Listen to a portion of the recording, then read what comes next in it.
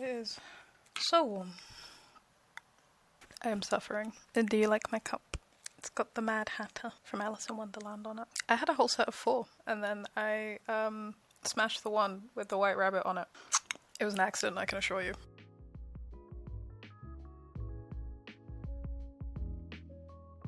Hello my friends, I hope you are doing well today, that you are hydrated, fed, well rested. I am trying my best. If you've not met me before, hi, I'm Charlemagne, and I am a tarot reader here on the internet. In this video, I wanted to talk about the act of taking notes and journaling, and how journaling can improve our overarching understanding of our tarot reading practice, and our progression throughout our personal spiritual journeys. So in my Basics of Tarot video, that you can find in the card and in the description, I mention keeping a journal of all of your readings, especially at the beginning of your tarot reading journey, as it really helps us in our own understanding of tarot cards in general, but also the messages that we receive from our tarot cards over time. I don't go into any amount of detail in that video, as the video was already getting quite long at that point and I didn't want to extend it any further. But I thought that this aspect of tarot reading, or rather an adjacent practice alongside tarot reading, deserved to have a video of its own, and its own explanation of process. So, why journal in the first place? So journaling in general is great for a lot of reasons. It can help with emotional regulation,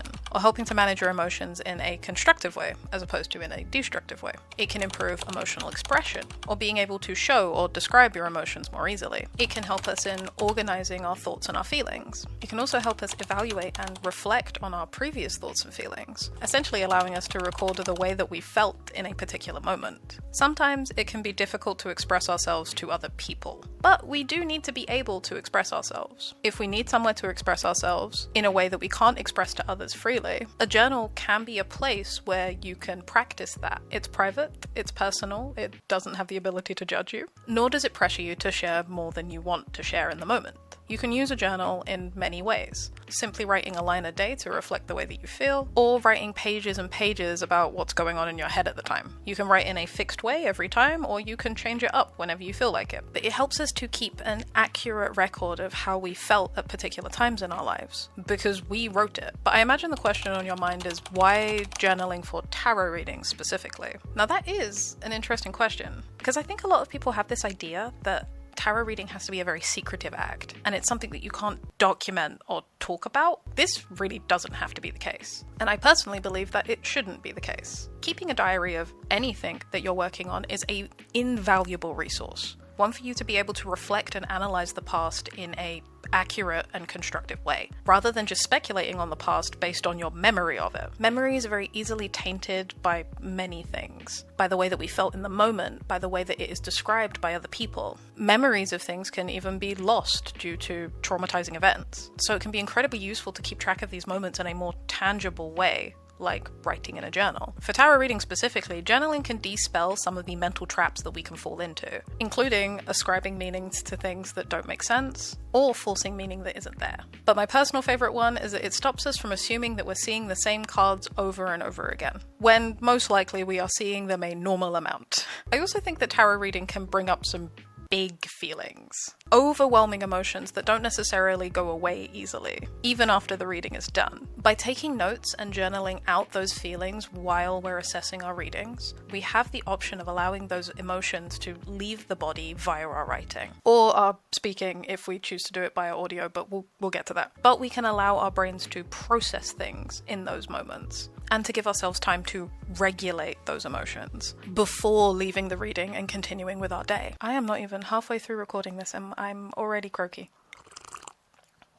No more are the days of having a heavy reading and then not knowing to do with your emotions afterwards. You can just note down your experience, spend some time with those emotions, and walk away when you feel ready to tackle the rest of the day. So what's my experience with this and why would I advocate for it? I've had a few different journals in the past when it comes to tarot reading. When I was first starting out, I had a Word document that I wrote down all of my readings in, which unfortunately got lost on one of my old laptops, I believe. Though I would have loved to have shown you some of my earlier reading notes. I've noted things down in notebooks and kept voice notes regarding readings. But more recently, I've been keeping all of my notes of all of my personal readings in my commonplace book. This is where I write down all of my loose thoughts and ideas most of the time. Generally speaking, it helps me to understand where I'm at with something and gives me a couple of ideas to explore in future. Most of the personal readings that I do for myself are used to explore ideas and particular emotions that I'm experiencing rather than the more traditional tarot topics these days. But it's still a very, very useful tool for me. I date all of the readings that I do in there. No, not every entry is dated. And that's to make sure that I know what was happening at around that time and also the information that I learned from that reading. I also do this for meditation sessions, which is something that I might talk about in future. I keep track of my clients' readings both via an email or message chain that they can personally see, and a spreadsheet that contains all of the information that I have of each client, as well as the most recent updates that they've given me regarding their life.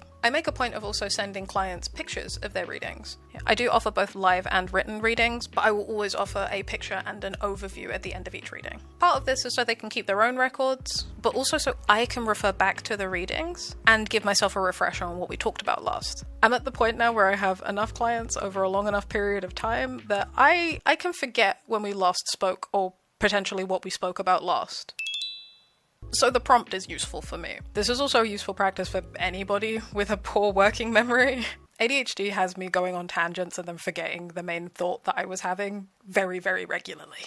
I don't do readings for myself a lot anymore, but that's mostly because I feel like I don't have to. Tarot reading is simply a medium of divining, and I find that I can channel and understand my own messages without needing the cards now. But when you are beginning on this tarot reading journey, and you don't have a honed style of intuition yet, keeping these records can be incredibly useful in understanding the context of these messages. You can connect sensations and experiences that you have within yourself with the type of cards that you get. You can understand what other people's energy feels like and appears as, and contextualize the events that connect with certain cards or spreads. When you understand how the cards respond to real-world events for you, you can improve your decoding and intuitive abilities, and in turn, improve your tarot reading overall. To this end, I've developed a tarot journal that can be used to help you keep track of your tarot reading progress and your results. I have left a link in the description where you can purchase this, both the base journal and any add-on additional sheets that I make, because I make a lot of add-on and additional sheets.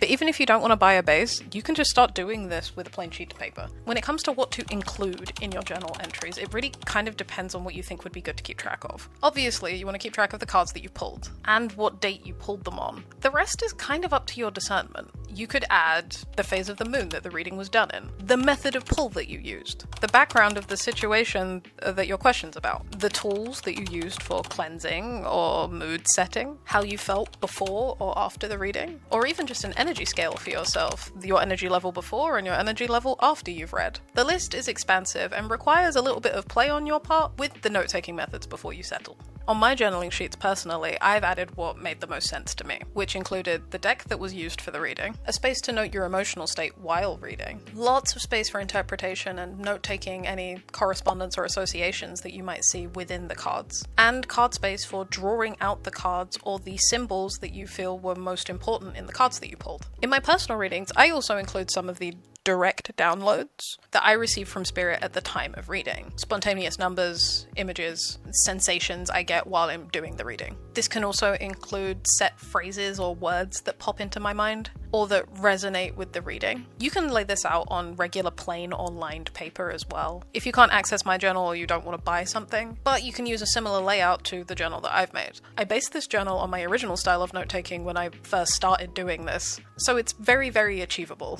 As with most things, I do think simplicity is key, so only maintain the note-taking that helps. And be honest with yourself about what you feel is helpful or important to log or to note. Take what resonates and leave the rest. The simpler you can make a practice, the easier it will be to maintain over time, and therefore you'll be able to keep your journal for longer.